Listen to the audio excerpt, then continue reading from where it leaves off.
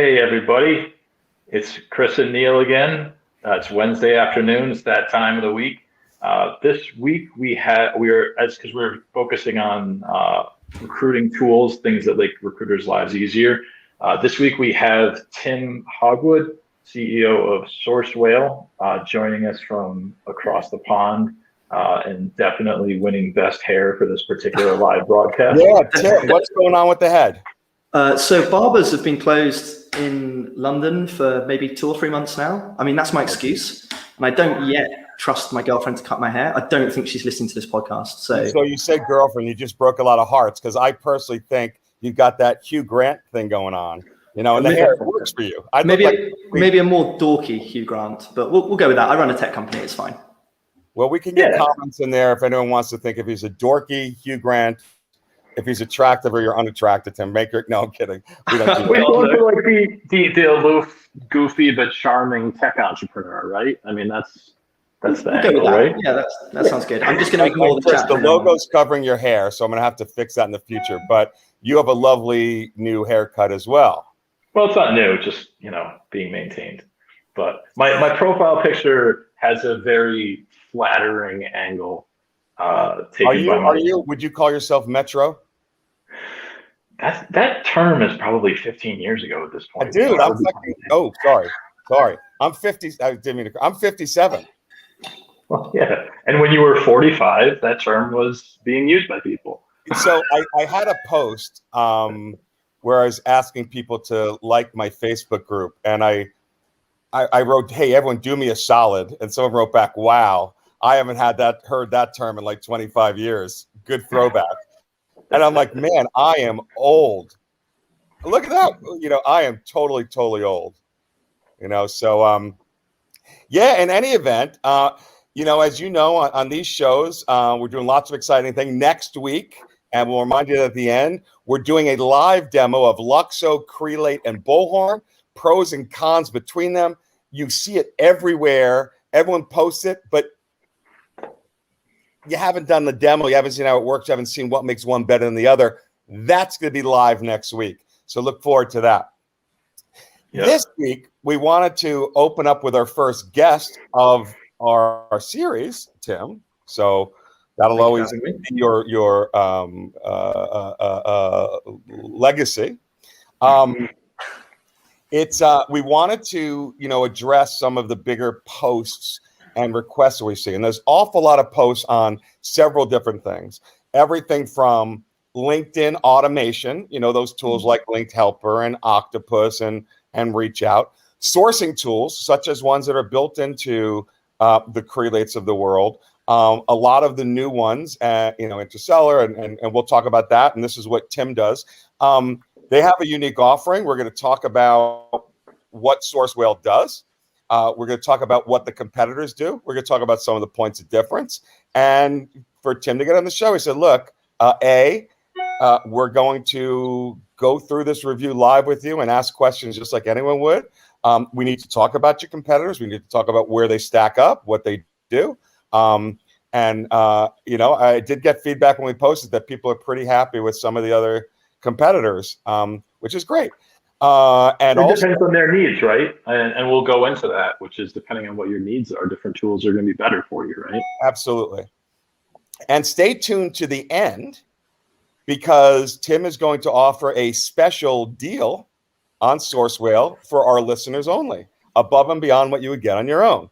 So those were the only caveats we had. Tim, welcome. And tell us a bit about yourself, my friend. Oh, God, where to start? Good to see everyone. Tell me about yourself. That's like on dating sites or whatever. And that's a deal breaker. Tell me about yourself. Read my profile. Classic interview question. It is. It's a lame one. I haven't had an interview in quite a long time. I'm Tim. I've been running Sourcewhale for about 1.5 years now, working on the tool for about a year before that. Well, that's 75. That's a 37.5 fortnight. I'm just trying to be British. That's all I'm saying. I know, full of Britishisms. You'll see them throughout the demo as well. I'll probably say a load of things that people have no idea what I'm saying, but if you just nod along, that's great, because as a British man, my ego is quite fragile. All right. So I'm sorry to cut you off. Yeah, I mean, where do we want to start? I can start Well, from so the you beginning. founded this for a year and a half. Did you have an entire tech background? What did you do before? What led you into creating a recruiting product? Very much serendipity. I had no idea I was going to be working in recruiting or recruiting tech. Before this, originally I started my career in PwC. So I was a tiny cog in a massive wheel. Then I worked at a tech startup for someone else where I was, albeit still a tiny cog, but in a very tiny wheel. And I really, really enjoyed the process. And during that, I was working on doing a bit of hiring. My best friend and co-founder, Harry, who's not here today, was heading up another tech startup as well. And we were both heavily involved in hiring, had no experience of doing it ourselves. But that's where Sourcewhale came about. We started building this tool to automate the manual, repetitive parts of the sourcing, not the important, human-facing parts.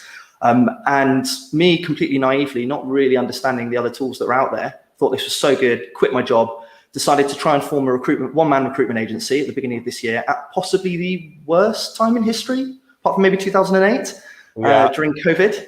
Having never like March 16th, was that like? Yeah, I feel you because I bought my first rental property in 2008, not good timing, and I started my first recruiting firm in 2009, also not the best timing. So I understand. What'd you start in COVID?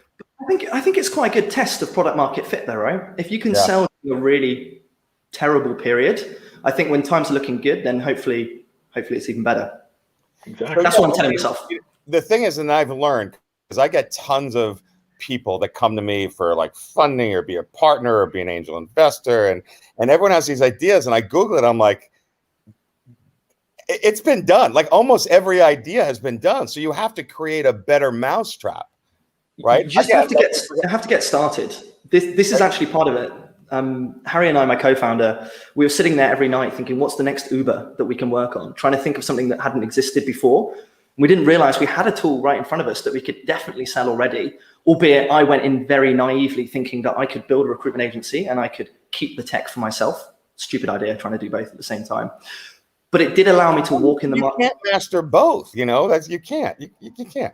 Exactly, bit off more than I could chew, but it did allow me to walk a mile in the shoes of an agency recruiter, an independent recruiter, rather than just being a tech nerd that was trying to flog them tech. So I've actually been in their shoes and done it for myself.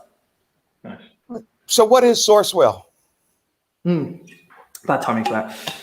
So Sourcewhale is an outreach platform. So similar to things like, I'm sure your users on the platform, users on the podcast have used things like Lemlist, Interstellar, Gem. But we're built specifically, I guess the main difference for you guys is we're built specifically for recruitment agencies. If you look at tools like Gem, it's crucially mainly aimed at in-house recruiters and they're kind of branching out to agencies. You've got tools like Interstellar and Lemlist. And just obviously before I go into this, they're all fantastic tools. But you've got tools like Interstellar and Lemlist, and it's in the name of one of them. They first and foremost started out as sales tools for sales teams. Sourcewhale has started out and will remain a tool specifically for recruiters. And the majority of our clients are agency recruiters. So that means that the data that we find on the front end, so we also do data finding. We obviously do the outreach automation part, though I'll go into a sad amount of detail on what bits I think you should automate and what bits I think you shouldn't. And then we also plug into all of the recruiting CRMs that independent recruiters use, whether that be things like Cats, through to Vincherry, through to Bullhorn, et cetera, et cetera.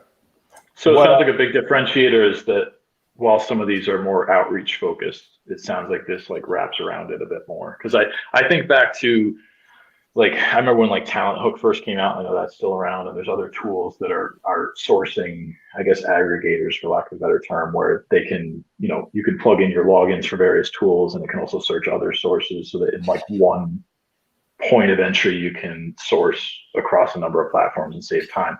It sounds like this does that as part of your functions. Is that the sourcing piece?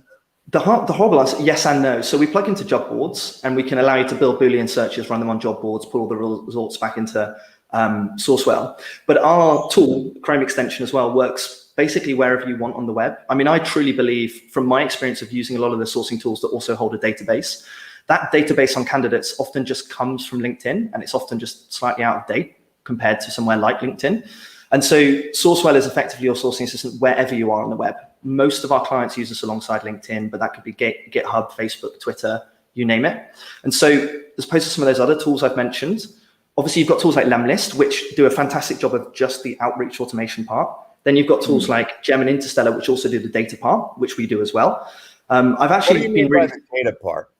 So finding contact details. So, I mean, email addresses, cell phone, I'm going to say cell phone rather than mobile for you guys, cell phone numbers, cell phone, and also other social profiles from around the web. So for example, can we find their Facebooks, their GitHubs, their Twitters as well? Yeah, so that's what I'm thinking about, like with the beginning, the first phase, if you will, right? Because before we can contact people, we have to find them, right? So definitely interested in hearing about how, you go into one source. Obviously, you can plug in different job boards, so you can search them all at once. That sounds great. And then it sounds like there's other ways that you can shorten the amount of time it takes to look at all these different sources. And one of the things you mentioned was like a Chrome extension. Can you elaborate on that? Yeah. So the Chrome extension runs alongside your Chrome browser. Obviously, it's in the name.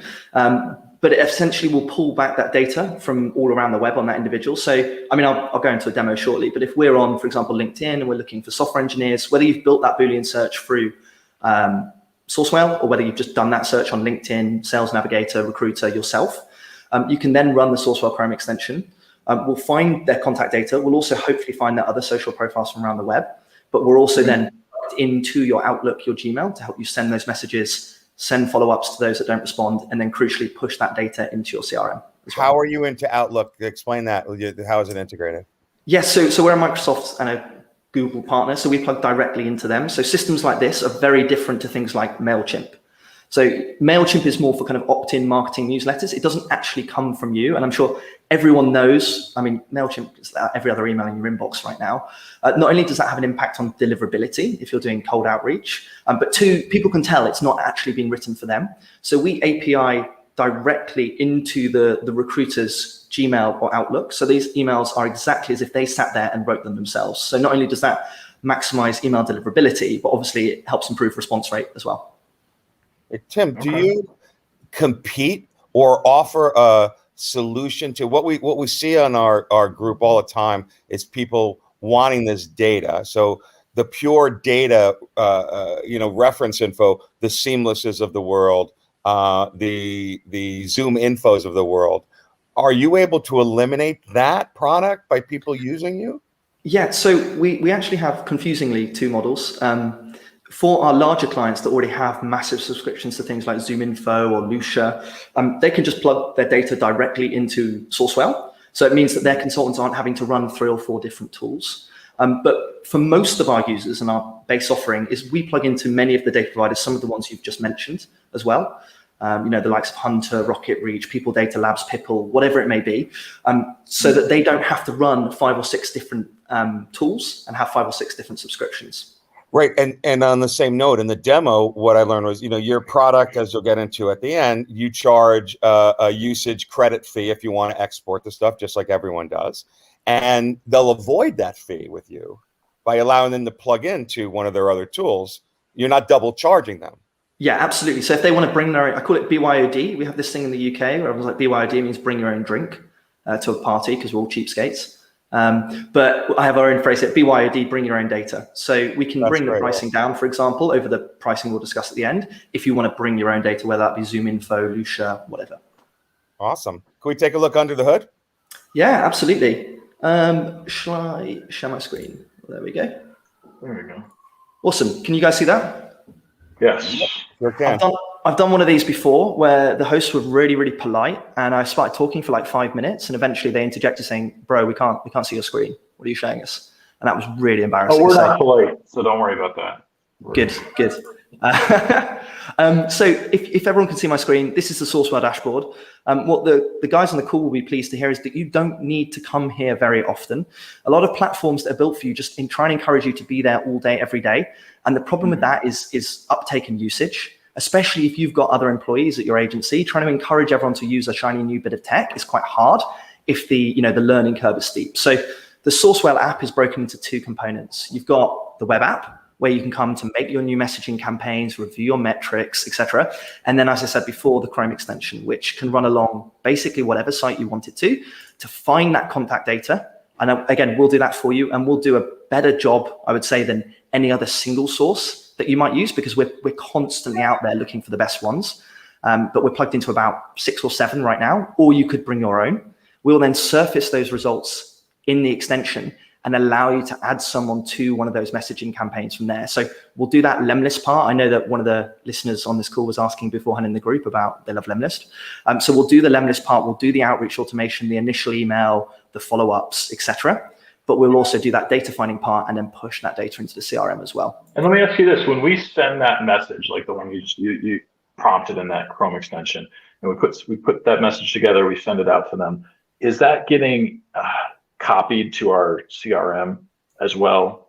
Like, is it kind of, or do we have to go into our CRM and then log an activity that we sent them that message? No, so it will log it all, and depending on the CRM, we can do different things. An example is a lot of our clients use things like Bullhorn, and they quite like to track notes when they've made contact with candidates or clients, and they also sometimes quite like to use a system like Cube19 underneath to track stats.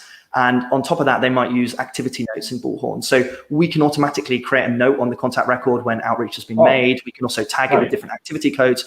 The whole point of a system like Sourcewhale is just to get rid of all the manual repetitive parts that you guys shouldn't be doing, so that you can focus more time on looking at this person's profile, reading their bio and saying, hang on a second, Tim said, actually, don't call me Timothy if you've actually bothered to read my profile. So you can spend all that time you've saved trying to find the data, set yourself a reminder to follow up, create a reminder in Bullhorn, push that data into your CRM, etc., to hyper-personalize that message and edit it as well. I don't have to worry about, I can message a bunch of people like you, and then I don't have to worry about later on remembering to go into my CRM and updating that I sent Tim a message and I sent this person a message. Exactly.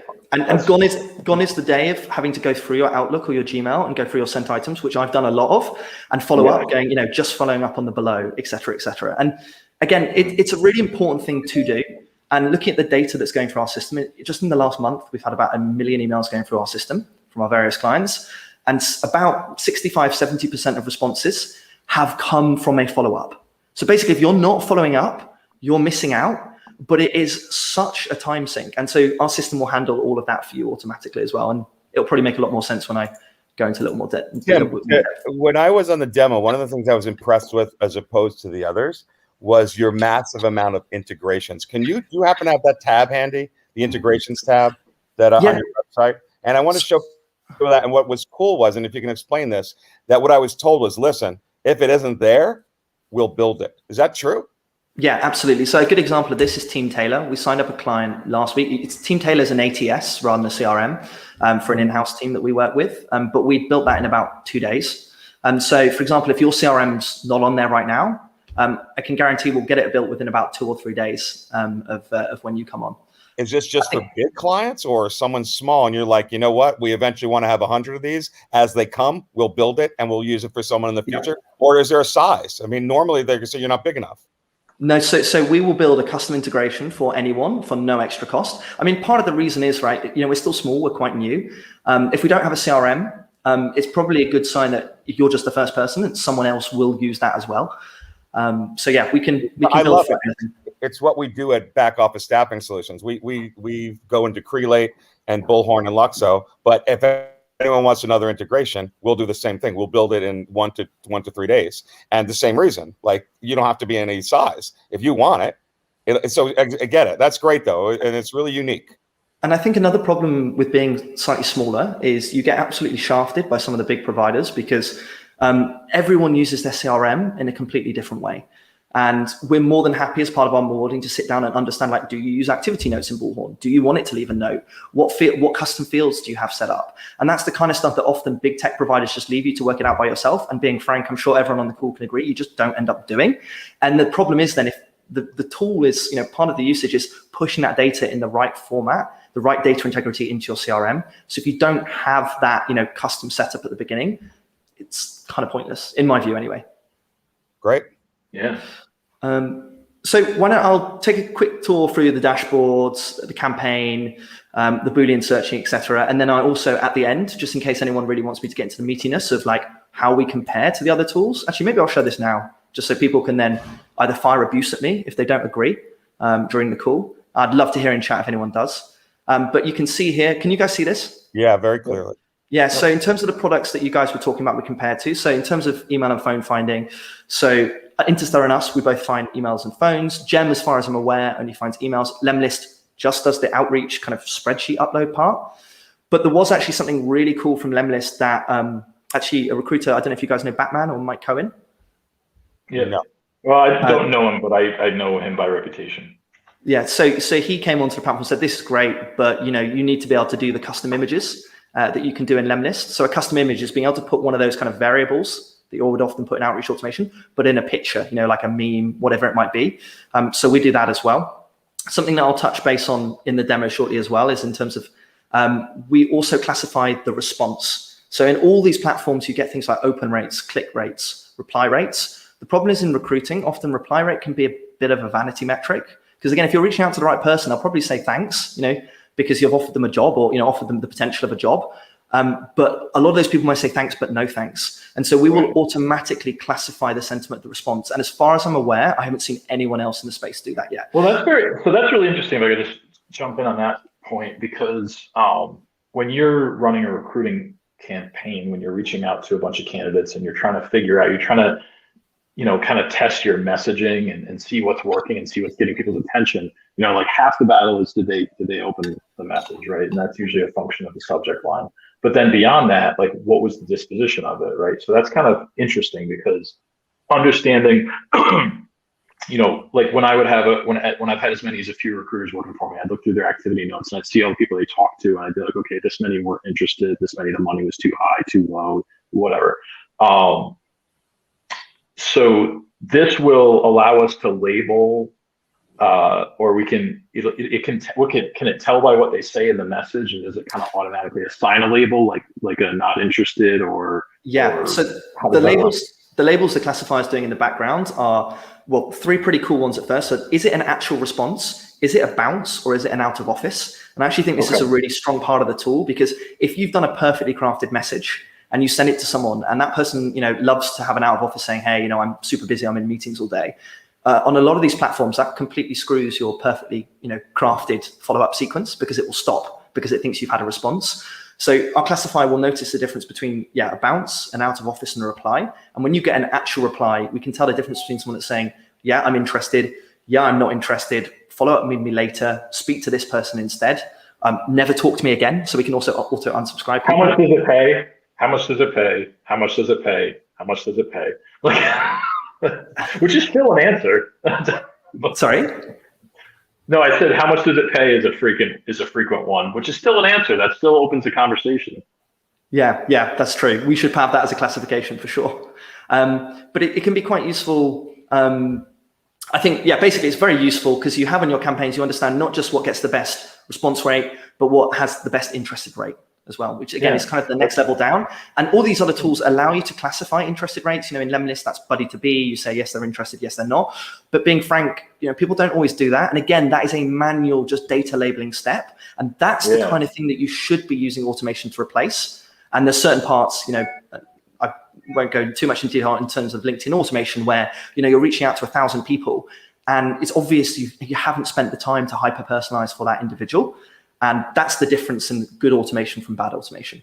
Yeah, this automation is basically identifying who should I be following up with. It's not necessarily automating a follow-up. It's not necessarily just sending out spam messages in a sequence. It's this piece of the automation is categorizing people for further responses, basically.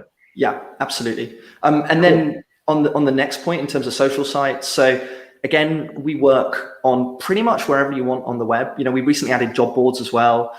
And again, just like with the integrations that Neil was talking about, the quote from, I think Ben gave him a demo the other day, so we can build an integration whenever you want. If you have a new site you want us to work on, just let us know. And it takes us about 2 hours to build a new parser. And I think this is incredibly powerful for people that come over from Gem to us, because with Gem, you have to download people's PDF resumes. And also, unless you've got a LinkedIn Recruiter corporate subscription, LinkedIn have now put a cap on you downloading 200 PDFs a month. And they're not too keen with that kind of data exfiltration method anyway, at least in my view. And obviously, as a result of that, Gem doesn't really work anywhere else around the web. Interstellar is pretty good as well. So, it's not all just about Sourcewhale. I think take my hat off to Interstellar. I think they've done a really good job. But they work on sites like LinkedIn, AngelList, Crunchbase, GitHub, whereas we work on all of those sites and tools like Lemlist. only really work if you also buy another tool like Phantom Buster, which then integrates into LinkedIn and drags that data through. Whereas we kind of do that Phantom Buster part and we do the outreach part as well. Okay. On the next point, also, am I going into too much detail here? I tend to get really passionate. No, great. I think we're good. Awesome.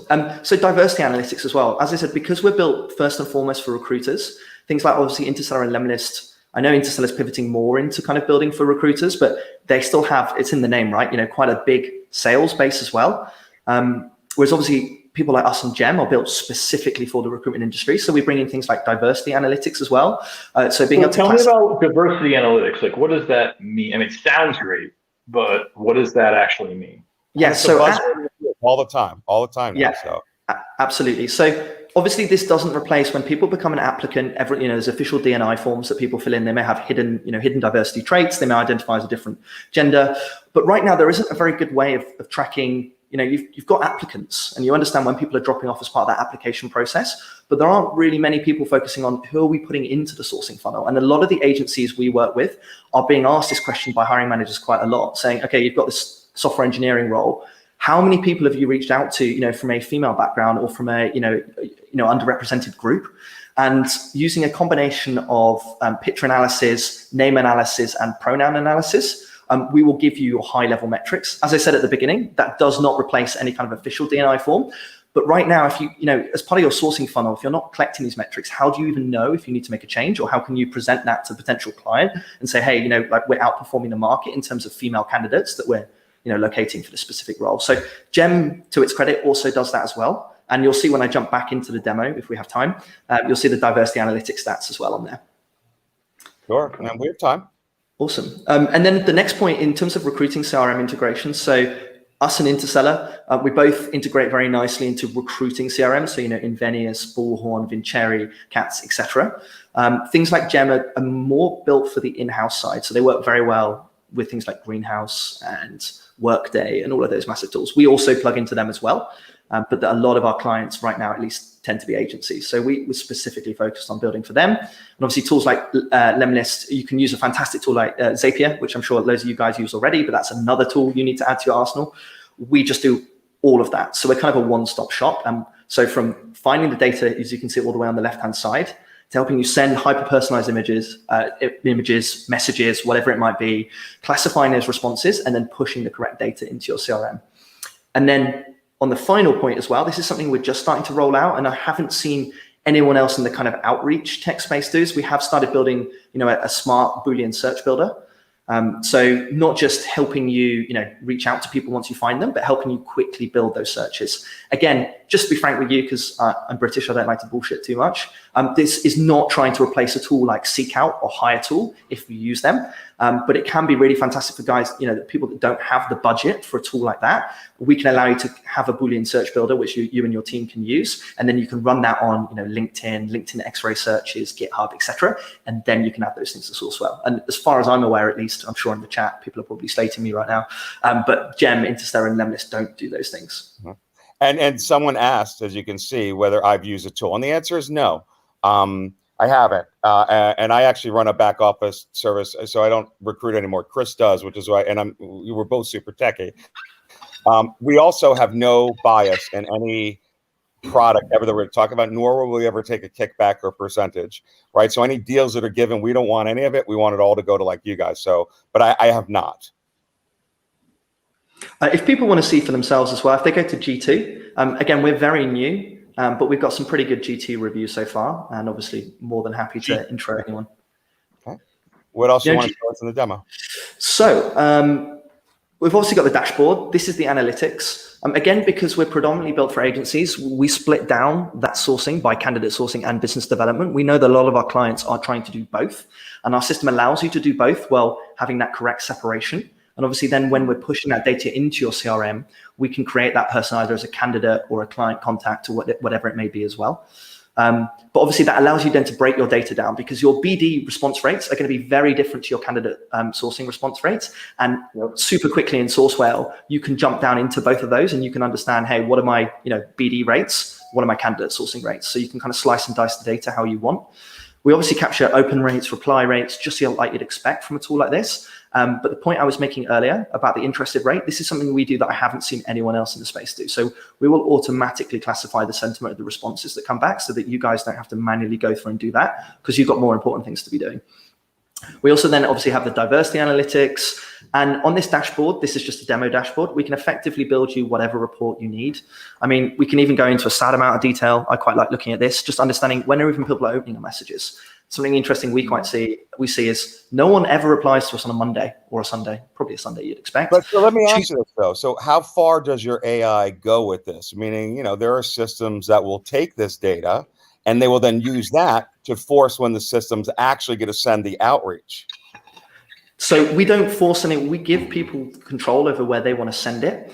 We haven't yet got, being honest, to the confidence level where I'd want to force people to do it at a specific time when, rather than the time that they've suggested they're going to do it on, partly because we always encourage hyper-personalization in the messaging as well. So, making reference to a specific day or whatever it may be. Well, but I mean, even if it's within a day, right? Like some AI will know with the specific person, right? And this is more in the CRM, but when they open their email. So they'll know, the system will just say, you know what, it's going out to Tim Hogwood. This guy's opening everything at lunchtime.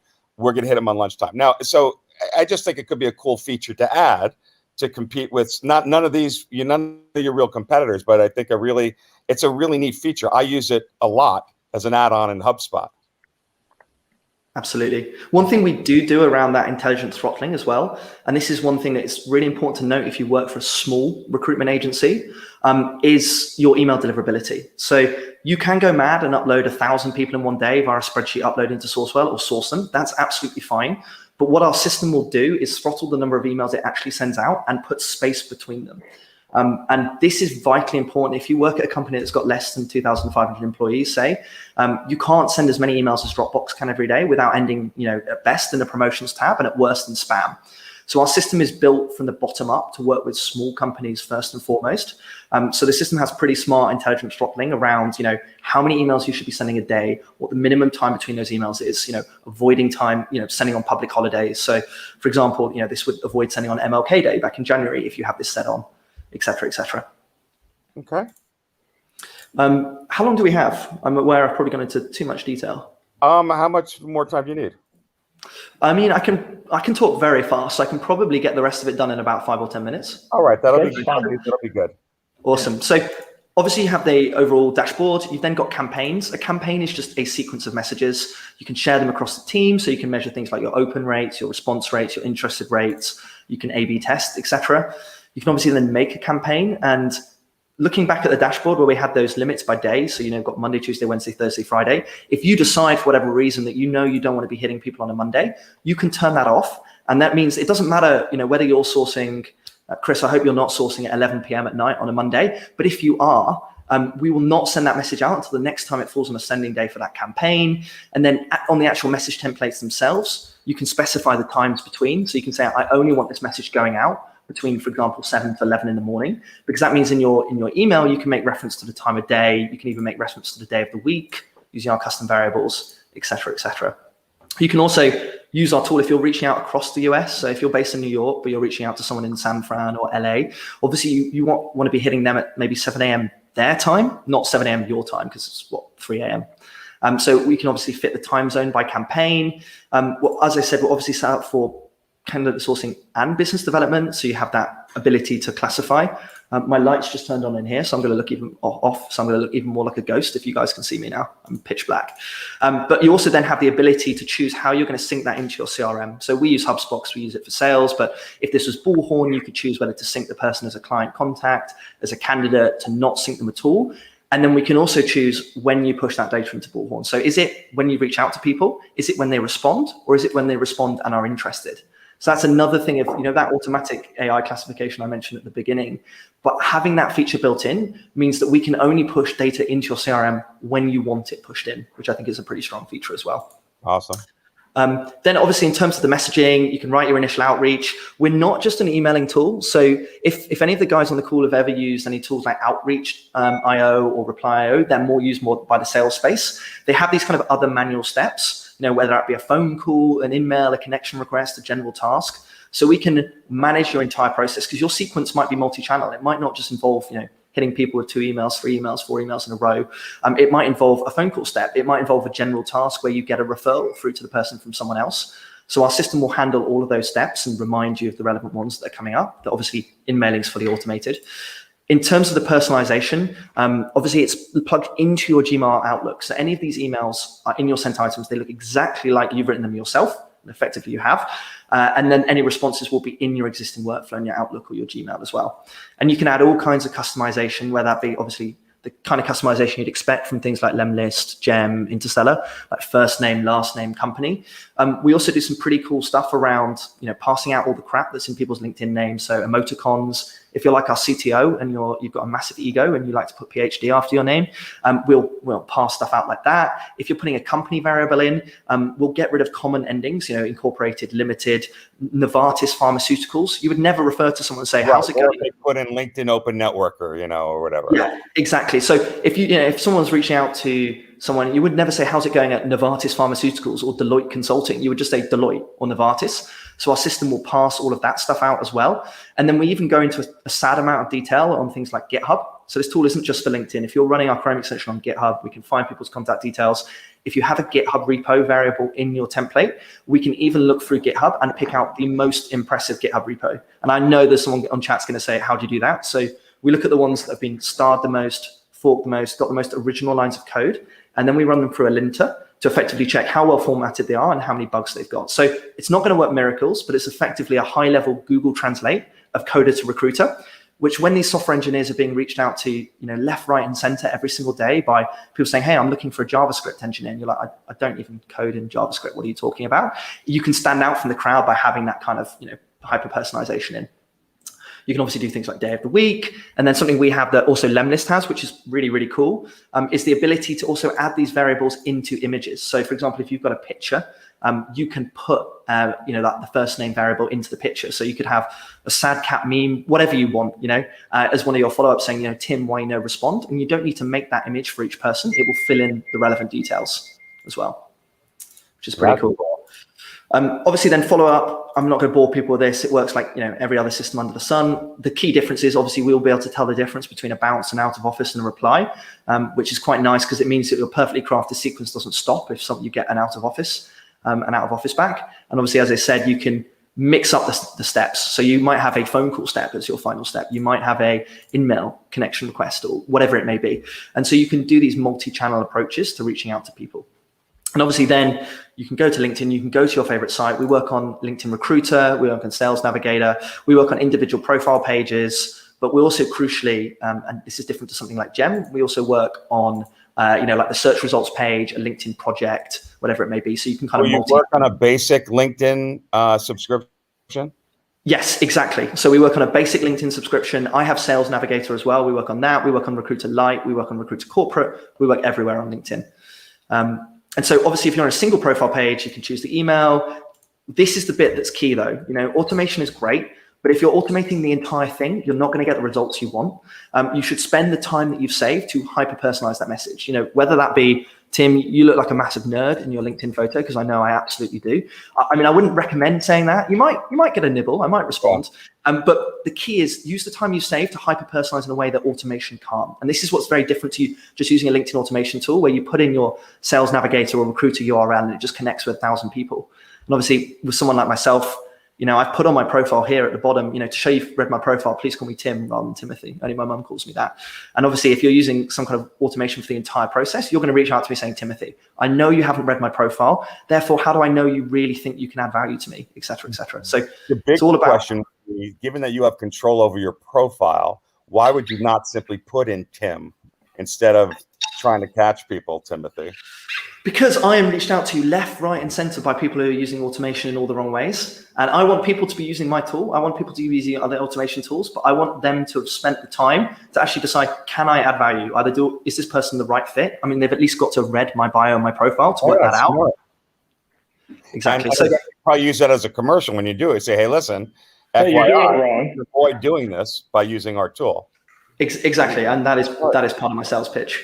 So obviously you can hyper-personalize on the fly from the extension. As I said before, we work on like the search results page, we work on project pages. So I mean, that's not a Boolean search, but let's pretend it is. If you do a super targeted search and you're like, fantastic, I want to reach out to everyone on this page, you can run our extension. We will warn you, and we'll warn you if anyone else from your team has reached out to anyone here before. So you can see it says new. You haven't reached out to anyone here before, which is good. So we're checking the CRM. So we're doing that deduplication kind of check. And at this point, you can then obviously add these people to the campaign. I would always encourage you going onto each person's page. But obviously, if you've got a super targeted LinkedIn project and you want to add everyone in one go, you can do that.